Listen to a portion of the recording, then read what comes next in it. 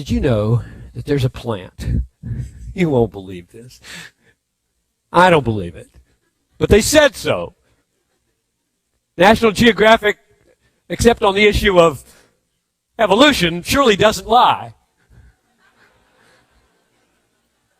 So there's this plant in some jungle somewhere, and it flowers, and there's a little pool of poisonous water down there. And little bugs come up over the edge, and at the top here it's slippery, and they lose their footing and fall in and die. And they feed the plant. Now that's important. That's interesting. But that's not the interesting thing ultimately. The interesting thing ultimately is that there's a spider who only lives by dropping by his little silver cord down into this and plucking those little dead animals and eating them.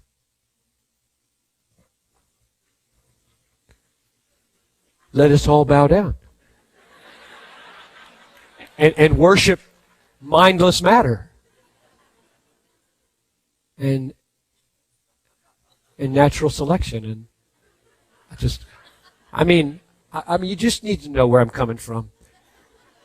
When we get to the judgment seat, and Mr. Dawkins and Hitchens and they say, ooh. And God says, now, what was that?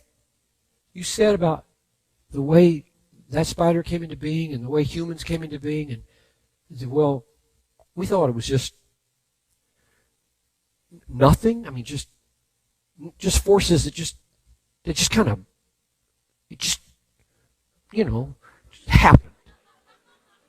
And I think God's going to look at me. He's just gonna laugh, and the universe is gonna shake. I mean, I cannot take it seriously. I know you scientists think, oh, this guy's so out of touch. I can't. I've tried to take it seriously. It is so laughable. Hear it. Write it down, God. Piper said in San Luis Obispo, this thing is so laughable, it takes an absolute believer to embrace it. Well, I don't know how I got on that. I was trying to illustrate that the universe exists to display the glory of God, and therefore those who try to give an account for the universe that exists in a non-God way are not only laughable, but they are blasphemous. This is God's story. The heavens are telling the glory of God. Open your ears, he's saying. It is all over the place. And we will give an account of whether we heard that word or saw that glory. This is not fun and games here. This is God speaking to us. You ride this coast. Now, here I am. I'm down at a little hotel about 15 minutes that way. I'm a little, I don't know what they call it, cottage inn or something like that. And there's a swimming pool by the ocean. I thought, that is ridiculous. Look at that. It's about, it's about the size of this stage, not quite. And I looked at the pool, and then I looked up.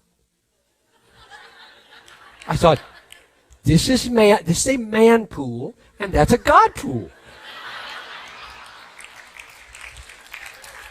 It's everywhere. There are voices everywhere.